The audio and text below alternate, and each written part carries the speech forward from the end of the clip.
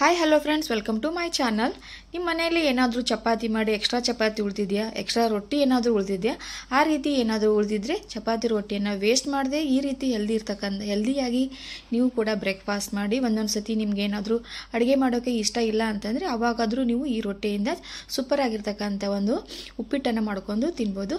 ಈ ಒಂದು ವಿಡಿಯೋ ನಿಮಗೆ ಇಷ್ಟ ಆಗಿದರೆ ಲೈಕ್ ಮಾಡಿ, ಶೇರ್ ಮಾಡಿ, ಸಬ್ಸ್ಕ್ರೈಬ್ ಮಾಡಿ. ಇವಾಗ ಇಲ್ಲಿ ಹೇಗೆ ಮಾಡೋದಂತ ನೋಡ್ಕೊಂಡು ಬರೋಣ ಬನ್ನಿ. ಇಲ್ಲಿ ನಾನು ನಮ್ಮ ಮನೆಯಲ್ಲಿ ಎಕ್ಸ್ಟ್ರಾ ಮತ್ತು ರೊಟ್ಟಿ ಮತ್ತು ಚಪಾತಿ ಎರಡೂ ಉಳಿದಿತ್ತು. ಇಲ್ಲಿ ನಾನು ಎರಡೂ ಮಿಕ್ಸ್ ಮಾಡ್ಕೊಂಡು ಮಾಡ್ತಾ ಇದ್ದೀನಿ. ಇಲ್ಲ ನಿಮ್ಮ ಮನೆಯಲ್ಲಿ ಬರೀ ಚಪಾತಿ ಇದ್ದರೆ ಚಪಾತಿಯಿಂದನೂ ಮಾಡ್ಬೋದು, ಇನ್ನೂ ಅದರದ ಟೇಸ್ಟ್ ಅನ್ಕೋತ ಚೆನ್ನಾಗಿರುತ್ತೆ. ರೊಟ್ಟಿಯದು ಕೂಡ ತುಂಬ ಚೆನ್ನಾಗಿರುತ್ತೆ. ಇಲ್ಲಿ ನಾನು ಎರಡು ರೊಟ್ಟಿ ಮತ್ತು ಚಪಾತಿಯನ್ನು ಈ ರೀತಿ ಸಣ್ಣದಾಗಿ ನಾನು ಕಟ್ ಮಾಡ್ಕೋತಾ ಇದ್ದೀನಿ. ಅದು ಕಟಿಯಾಗಿರುತ್ತಲ್ಲ, ಅದು ಈಸಿಯಾಗಿಯೇ ಕಟ್ಟಾಗುತ್ತೆ. ಈ ರೀತಿ ನಾವು ಕೈಯಿಂದ ಕ್ರಷ್ ಮಾಡ್ಕೋಬೇಕು. ಈ ರೀತಿ ಸಣ್ಣದಾಗಿ ನಾವು ಕ್ರಷ್ ಮಾಡ್ಕೊಂಡ್ರೆ ನಮಗೆ ನೀರಿನಲ್ಲಿ ಹಾಕಿರ್ತೀವಲ್ಲ ಆವಾಗ ಈಸಿಯಾಗಿ ಇದು ಬೇಗನೆ ಬೇಯುತ್ತೆ. ಏನಿಲ್ಲಾಂದ್ರೆ ಒಂದು ಸ್ವಲ್ಪ ಹೊಲಸಿತ್ತಂದರೆ ಲೈಟಾಗಿ ಒಂದು ಸ್ವಲ್ಪ ನೀರಿನಲ್ಲಿ ಈ ರೊಟ್ಟಿಯನ್ನು ಹಾಕಿ ನೀವು ಬೇಗನೆ ತೆಗೆದುಬಿಡಿ. ಜಾಸ್ತಿ ಹೊತ್ತು ಬಿಟ್ಟರೆ ಇದು ರೊಟ್ಟಿ ಮತ್ತು ಚಪಾತಿ ಸಾಫ್ಟಾಗಿ ಹೋಗುತ್ತೆ. ಇಲ್ಲಿ ನಾನು ಅದಕ್ಕೆ ಮಾಡೋಕ್ಕೆ ನಾನು ಉಳ್ಳಾಗಡ್ಡಿ, ಒಂದು ಹಸಿ ಮೆಣಸಿನ್ಕಾಯಿ, ಕರಿಬೇವು ಸೊಪ್ಪು, ಆಮೇಲೆ ಒಂದು ಅರ್ಧ ಟೊಮೆಟೊ ಮತ್ತು ಕೊತ್ತಂಬರಿ ಸೊಪ್ಪನ್ನು ತೊಗೊಂಡಿದ್ದೀನಿ.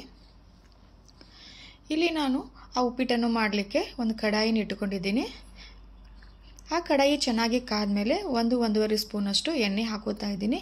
ಎಣ್ಣೆ ನಿಮ್ಮ ಮನೆಯಲ್ಲಿ ಯಾವುದು ಯೂಸ್ ಮಾಡಿದ್ರೋ ಆ ಎಣ್ಣೆನ ಯೂಸ್ ಮಾಡ್ಬೋದು. ನಾನಿಲ್ಲಿ ಸಾಸಿವೆ ಎಣ್ಣೆ ಯೂಸ್ ಮಾಡ್ತಾಯಿದ್ದೀನಿ. ಆ ಎಣ್ಣೆ ಚೆನ್ನಾಗಿ ಕಾದ್ಮೇಲೆ ಮತ್ತು ಸಾಸಿವೆ ಎಣ್ಣೆ ಒಂದು ಸ್ವಲ್ಪ ಸ್ಮೆಲ್ ಇರುತ್ತಲ್ಲ, ಎಲ್ಲ ಸ್ಮೆಲ್ ಹೋದ್ಮೇಲೆ ಚೆನ್ನಾಗಿ ಕಾದ್ಮೇಲೆ 1-2 ಸ್ಪೂನಷ್ಟು ಉದ್ದಿನಬೇಳೆ ಹಾಕೋತಾ ಇದ್ದೀನಿ. ಒಂದು ಅರ್ಧ ಸ್ಪೂನಷ್ಟು ಕಡಲೆಬೇಳೆ ಹಾಕೋತಾ ಇದ್ದೀನಿ. ಉದ್ದಿನಬೇಳೆ ಒಂದು ಸ್ವಲ್ಪ ಜಾಸ್ತಿ ಹಾಕೋರಿ, ಪರಿಮಳ ಚೆನ್ನಾಗಿರುತ್ತೆ. ಒಂದು ಹಿಡಿಯಷ್ಟು ನಾನು ಶೇಂಗಾ ಹಾಕೋತಾ ಇದ್ದೀನಿ, ಹಸಿ ಶೇಂಗಾ. ಇವಾಗ ಎಣ್ಣೆಯಲ್ಲಿ ಚೆನ್ನಾಗಿದು ಫ್ರೈ ಆಗಬೇಕು, ಗೋಲ್ಡನ್ ಕಲರ್ ಬರಬೇಕು. ಅಲ್ಲಿವರೆಗೆ ನಾವು ಕಡಿಮೆ ಫ್ಲೇಮಲ್ಲಿ ಇಟ್ಕೊಂಡು ಇದನ್ನು ಫ್ರೈ ಮಾಡ್ಕೊಳ್ಳೋಣ.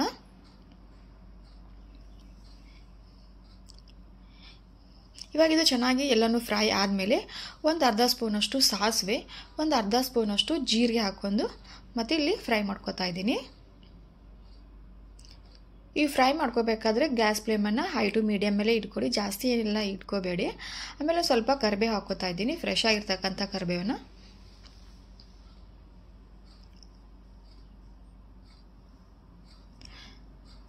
ಅದು ಇಲ್ಲಿ ಚೆನ್ನಾಗೆಲ್ಲ ಫ್ರೈ ಆದಮೇಲೆ 1-2 ಹಸಿ ಮೆಣಸಿಕಾಯನ್ನ ಕಟ್ ಮಾಡಿ ಹಾಕೋತಾ ಇದ್ದೀನಿ. ನೀವು ಖಾರಕ್ಕೆ ತಕ್ಕಂಗೆ ನಿಮ್ಗೆ ಯಾವ ರೀತಿ ಬೇಕೋ ಆ ರೀತಿಯನ್ನು ಹಾಕೋಬೋದು. ಆಮೇಲೆ ಒಂದು ಉಳ್ಳಾಗಡ್ಡೆಯನ್ನು ಸಣ್ಣದಾಗಿ ಕಟ್ ಮಾಡಿ ಹಾಕೋತಾ ಇದ್ದೀನಿ. ಇವಾಗ ನಾವು ಚೆನ್ನಾಗಿ ಇದನ್ನು ಗೋಲ್ಡನ್ ಕಲರ್ ಬರೋವರೆಗೆ, ಸಾಫ್ಟ್ ಆಗೋವರೆಗೆ ನಾವು ಫ್ರೈ ಮಾಡ್ಕೊಳ್ಳೋಣ.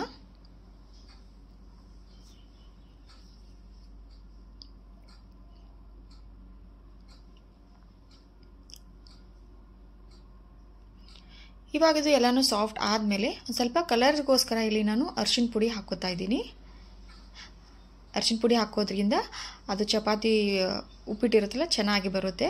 ಆಮೇಲೆ ಒಂದು ಅರ್ಧ ಟೊಮೆಟೊನ ಕಟ್ ಮಾಡಿ ಹಾಕೋತಾ ಇದ್ದೀನಿ. ಟೊಮೆಟೊ ಒಂದು ಸ್ವಲ್ಪ ಹುಳಿ ಇರಲಿ ಅಂತ ಹಾಕೋತಾ ಇದ್ದೀನಿ. ಟೊಮೆಟೊ ಬೇಡ ಅಂದರೆ ಸ್ಕಿಪ್ ಮಾಡ್ಕೋಬೋದು. ಬರೀ ನೀವು ಚಪಾತಿದೇ ಉಪ್ಪಿಟ್ಟು ಮಾಡ್ತಾಯಿದ್ರೆ ಟೊಮೆಟೊನ ಮಿಕ್ಸ್ ಮಾಡ್ದೆ ಹಾಗೆ ಮಾಡ್ಕೊಂಡು ಟೇಸ್ಟ್ ಮಾಡಿ ಚೆನ್ನಾಗಿರುತ್ತೆ. ಆಮೇಲೆ ಸ್ವಲ್ಪ ಉಪ್ಪನ್ನು ಹಾಕೋತಾ ಇದ್ದೀನಿ. ಉಪ್ಪು ಹಾಕೋದ್ರಿಂದ ಟೊಮೆಟೊ ಬೇಗನೆ ಸಾಫ್ಟ್ನೆಸ್ ಬರುತ್ತೆ ಅಂತ.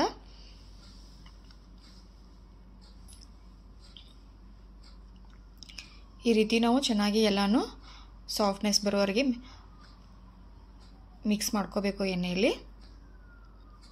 ಇವಾಗ ನಾನು ಈ ನೀರನ್ನು ಹಾಕೋತಾ ಇದ್ದೀನಿ. ಈ ನೀರನ್ನು ನೀವು ಎಷ್ಟು ಕ್ವಾಂಟಿಟಿಯನ್ನು ತೊಗೊಂಡಿದ್ರೆ ಆ ಕ್ವಾಂಟಿಟಿಗೆ ತಕ್ಕಂತೆ ನೀವು ನೀರನ್ನು ಹಾಕೋರಿ. ರುಚಿಗೆ ತಕ್ಕಷ್ಟು ಉಪ್ಪನ್ನು ಹಾಕೋತಾ ಇದ್ದೀನಿ. ಚಪಾತಿ ಇದ್ದರೆ ಚಪಾತಿ ಜಾಸ್ತಿ ನೀರು ಬೇಕಾಗೋದಿಲ್ಲ, ರೊಟ್ಟಿ ಇದ್ರೆ ಒಂದು ಸ್ವಲ್ಪ ನೀರು ಜಾಸ್ತಿ ಬೇಕಾಗುತ್ತೆ. ಯಾಕಂದರೆ ರೊಟ್ಟಿ ಜಾಸ್ತಿ ಕಟ್ಟಿಯಾಗಿರುತ್ತಲ್ಲ, ಅದು ನೀರನ್ನು ಜಾಸ್ತಿ ಹಿಡ್ಕೊಳ್ಳುತ್ತೆ. ಅದಕ್ಕೋಸ್ಕರ ರೊಟ್ಟಿ ಕ್ವಾಂಟಿಟಿ ಜಾಸ್ತಿ ಇದ್ದರೆ ನೀರನ್ನು ಜಾಸ್ತಿ ಹಾಕೋರಿ. ಇಲ್ಲ ಚಪಾತಿ ಇದ್ದರೆ ಅದಕ್ಕೆ ತಕ್ಕಂತೆ ನೋಡಿ ಉಪ್ಪಿಟ್ಟು ನೀವೆಲ್ಲ ಮಾಡ್ತಾಯಿದ್ರೆ ಆ ಕನ್ಸಿಸ್ಟೆನ್ಸಿಯಲ್ಲಿ ನೀರು ಹಾಕೊಂಡ್ರೆ ಚೆನ್ನಾಗಿರುತ್ತೆ. ಇವಾಗ ಇದು ಚೆನ್ನಾಗಿ ಕುದಿ ಬರಬೇಕು.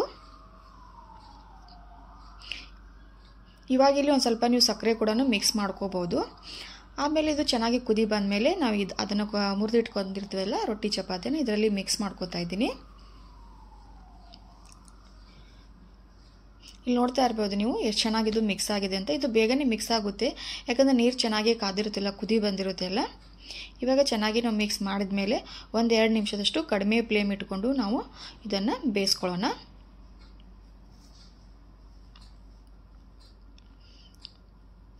ಇಲ್ಲಿ ನೋಡ್ತಾ ಇದ್ರಲ್ಲ, ಈಗ ನೀರೆಲ್ಲ ಇದು ಅಬ್ಸರ್ವ್ ಆಗಿದೆ. ಈಗ ರೊಟ್ಟಿ ಮತ್ತು ಚಪಾತಿ ನೀರನ್ನೆಲ್ಲನೂ ಹಿಡಿದಿದೆ.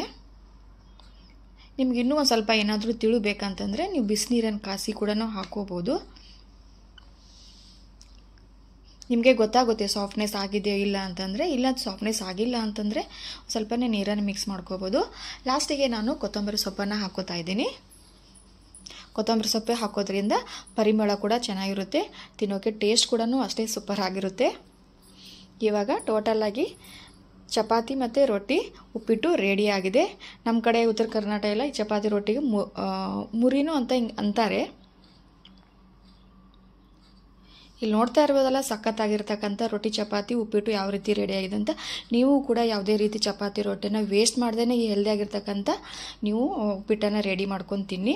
ಆಮೇಲೆ ಇಲ್ಲ ಅಂತಂದರೆ ನೀವು ಯಾವಾಗಲಾದ್ರೂ ಅಡುಗೆ ಮಾಡೋಕ್ಕೆ ಬೇಸರ ಆದರೆ ಅವಾಗ ಕೂಡ ಖಂಡಿತವಾಗ್ಲೂ ಯೂಸ್ ಮಾಡಿ ರೊಟ್ಟಿ ಮತ್ತು ಯಾವುದೇ ಕೂಡ ವೇಸ್ಟ್ ಮಾಡಬೇಡಿ ಅಂತ ಹೇಳ್ತಾ, ಈ ಒಂದು ರೆಸಿಪಿ ನಿಮಗೆ ಇಷ್ಟ ಅಂತ ಅನಿಸಿದರೆ, ಯೂಸ್ಫುಲ್ ಅಂತ ಅನಿಸಿದರೆ ಪ್ಲೀಸ್ ಲೈಕ್ ಮಾಡಿ, ಶೇರ್ ಮಾಡಿ, ಸಬ್ಸ್ಕ್ರೈಬ್ ಮಾಡಿ. Thank you for watching.